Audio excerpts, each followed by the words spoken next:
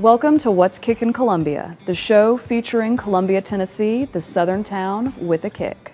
For the past 150 years, Columbia Fire and Rescue has helped to keep the citizens of Columbia safe.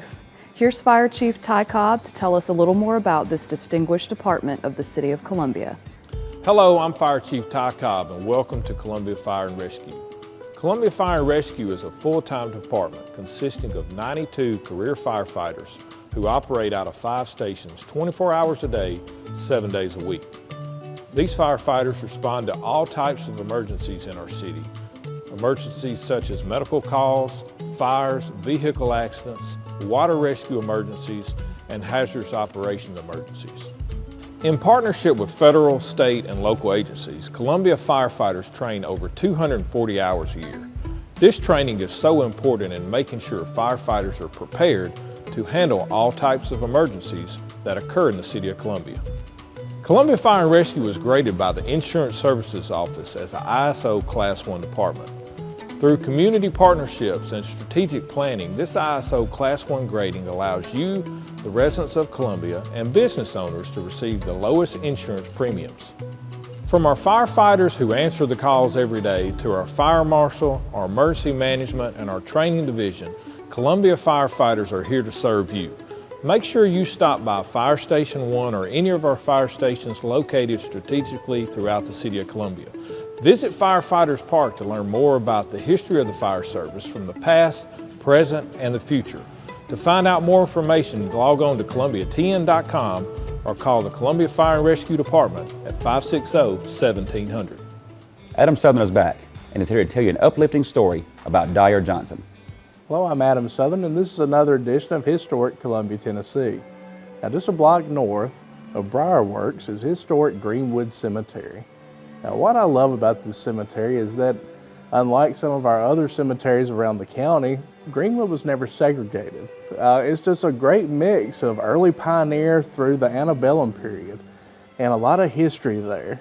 And probably one of the best stories in this cemetery is about a man named Dyer Johnson. Now, Dyer Johnson was a slave, and he was a carpenter, very good carpenter. He was paid by the job. Now, of course, when I say he was paid by the job, his master kept most of the money. But every now and then, his master would give him a little bit of this money that he had earned, and he was able to put a little bit of money back every now and then. And his family said that he would dig holes all over the yard, bury money, and he would have it stashed everywhere. And then one day, as he finished the job, he was taking the money back to his master. He went and he told his master, hey, a fellow across town offered to buy me. He said, ask your master how much he would take for you. The master thought and said, I think it would be about $1,300. So Dyer Johnson reached into his pocket, pulled out $1,300 of his own dollars, and gave it to his master and said, will you make that receipt out to me? So he was able to purchase his freedom that way. But Dyer Johnson didn't stop with purchasing his own freedom. He went on to purchase the freedom of his wife, Betty.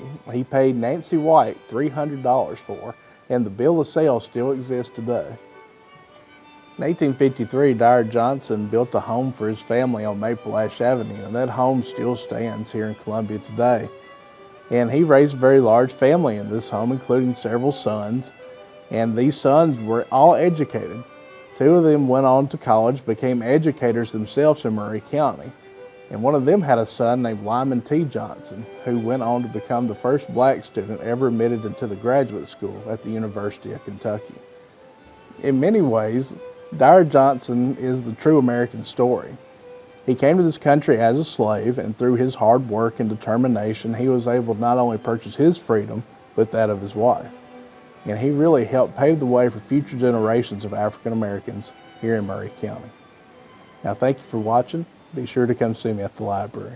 Thank you. Located right off the square is a hidden gem filled with a unique type of craftsmanship. Pete Prevost is here to tell you all about how BriarWorks is here to help you with your pipes. Hey, I'm Pete Prevost. Welcome to BriarWorks. We are a tobacco pipe factory in downtown Columbia, Tennessee.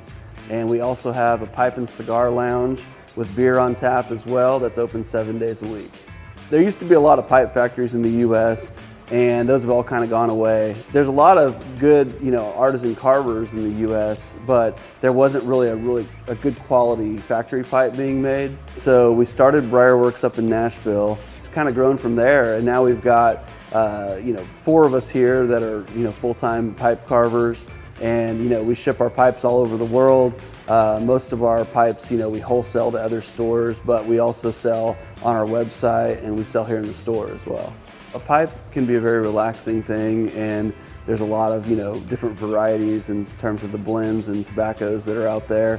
For us, it was just, we wanted to keep that craft and thing with pipes alive. We didn't want we don't want to see it go away, so we're trying to do something to kind of preserve that and keep that craftsmanship and also the hobby alive.